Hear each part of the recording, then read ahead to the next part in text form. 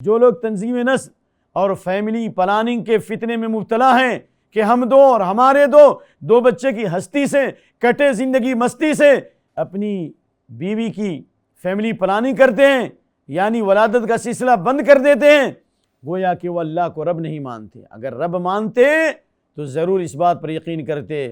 اللہ فرماتا ہے سورہ اسراء یعنی سورہ بنی اسرائیل آیت نمبر 31، وَلَا تَقْتُلُوا أَوْلَادَكُمْ خَشْيَةَ إِمْلَاقٍ، اپنی اولاد کو فقر و فاقہ کے ڈر سے قتل مت کرو، یعنی اس ڈر سے قتل مت کرو کہ تمہاری اولاد تمہارے ساتھ کہاں سے کھائے گی اور کیسے کھائے گی۔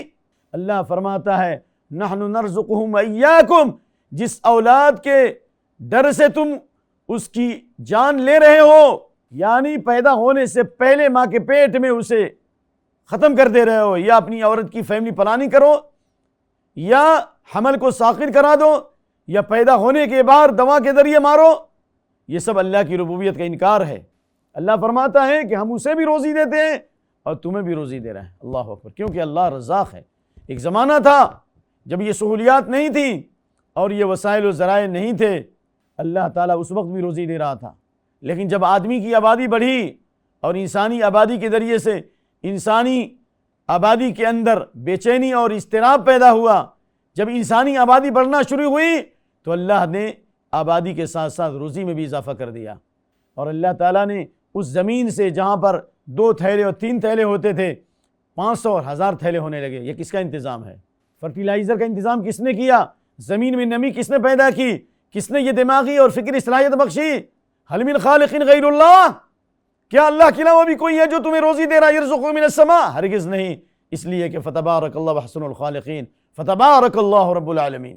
اس لیے جو لوگ تنظیم نسل کی برائی میں مبتلا ہیں، جو فیملی پلاننگ کی بیماری میں گرفتار ہیں، انہیں معلوم ہونا چاہیے کہ آپ سورہ فاتحہ کی پہلی آیت رب العالمین کا تم انکار کر رہے ہو۔ صحیح ابن ماجہ 1756، انہ لن تموت نفس حتی تستکمل رزقہا، کوئی جان اس وقت تک نہیں دنیا سے جا سکتی، موت کا سایہ اس وقت تک نہیں پڑے گا جب تک کہ اپنی روزی مکمل نہ کر لے۔ اللہ نے پیدا ہونے سے پہلے روزی لکھ دی ہے۔ جب بچہ 4 مہینے کا ہوتا ہے تو اللہ کے حکم سے فرشتہ 4 چیزیں لکھتا ہے، بکتب رزقی وجلی وعملی وشقین وسعید، اس کی روزی لکھی جاتی ہے پہلے نمبر پر، اور اس کی موت لکھی جاتی ہے، اس کا کام کیا ہوگا یہ لکھا جاتا ہے، کیا کرے گا، نیک بختوں میں ہوگا یا بدبختوں میں ہوگا۔ اللہ تعالیٰ عالم الغیب والشہادہ ہے، اللہ حاضر و غیب سب کو جانتا ہے، تو پہلے نمبر پر روزی لکھی جاتی ہے، اللہ نے روزی مقدر کر دی، اللہ اکبر۔ لہذا اللہ کی روزی حاصل کرو، اللہ کی عبادت و طاعت کے ذریعے اللہ کی پاک روزی اسی وقت حاصل ہوگی۔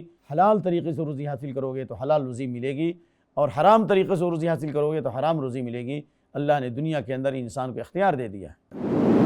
مرسی ٹی وی کے مزید ویڈیوز کے لیے ہمارے چینل کو سبسکرائب کریں اور بیل آئیکن کو ضرور دبائیں۔ جزاک اللہ خیرا۔ مرسی ٹی وی، پیغام رحمت۔